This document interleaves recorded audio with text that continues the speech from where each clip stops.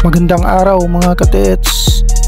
Meron tayong ipapakitang video mga katits sa mga tao na mga veterans na nakahuli sa banakon mga katits na tinatawag na King Cobra mga katits. Napakalaki mga katits. Kaya mag-iingat tayo mga katits, lalo na sa mga katits natin na nasa kagubatan o sa bundok na nagti-treasure, naghuhukay mga katits. Dapat tayo mag-ingat. Meron palang ganitong kalaki na King Cobra mga katits. Ayan o, banakon yan mga katits. Ito yung ahas na kinatatakutan ng lahat.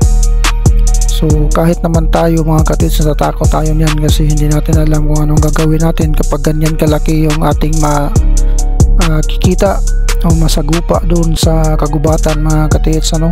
Kung titingnan nyo yan sobrang napakalaki ng ahas na yan.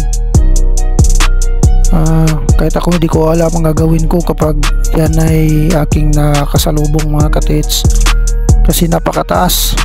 Kaya niyang yung tayo ng tao.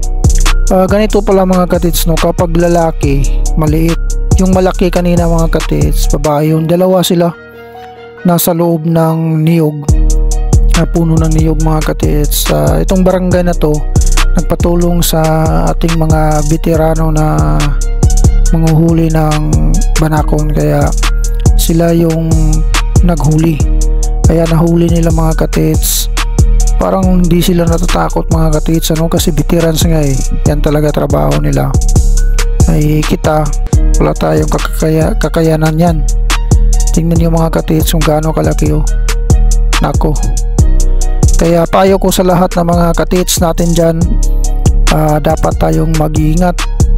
Kung mas maganda, dapat nagpipray tayo bago tayo magumpisa sa ating sa ating operasyon.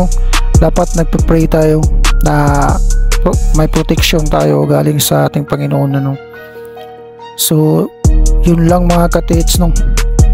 So God bless sa ating lahat.